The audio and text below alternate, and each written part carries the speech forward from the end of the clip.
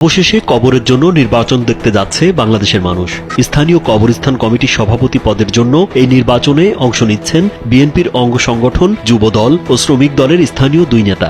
বিএনপির একই দল কিন্তু দুই পার্টি। আমার বিবেকের সাথে প্রশ্ন করি যে আল্লাহ এই কোন জগতে এসে পড়লাম। ইতিহাসে এরকম কোনোদিনও দেখেও নাই, শুনেও নাই। আসলে এটা আমার কাছে অত্যন্ত ঘৃণাজনক এবং লজ্জাস্কর বিষয়। জান্নাতুল বাকি নামের কবরস্থানের জন্য নির্বাচন আয়োজন করতে যথারীতি গঠিত হয়েছে নির্বাচন কমিশন। ঘোষিত হয়েছে ভোটের তফসিল। নির্বাচন পরিচালনার খরচ মেটাতে মনোনয়নপত্রের মূল্য ধরা হয়েছে ৩০,০০০ টাকা। ভোটে অংশ নিতে মনোনয়নপত্র দাখিল করেছেন স্থানীয় যুবদল নেতা আব্দুল কুদ্দুস ও শ্রমিক দল নেতা শরীফুল ইসলাম।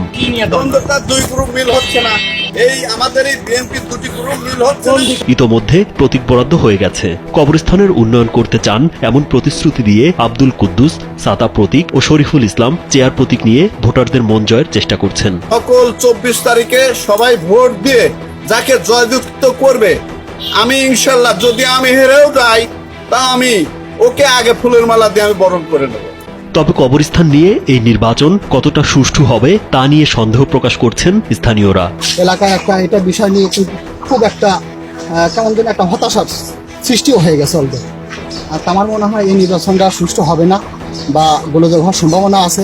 অতএব আমি ব্যক্তিগতভাবে এটাকে সেভ করার জন্য আহ্বান জানাচ্ছি। পাবনা জেলার চাটমোহর উপজেলার মূলগ্রাম ইউনিয়নের একটি কবরস্থানের সভাপতির পদ নিয়ে দুই পক্ষের দ্বন্দ্বের জেরে এই নির্বাচন অনুষ্ঠিত হতে যাচ্ছে বলে জানান এলাকাবাসী। গ্রামে তো সবাই হইতে চায় যে বড় কবরস্থান 3 গ্রামের আমি সভাপতি হব, মানে সম্মানের অধিকারী।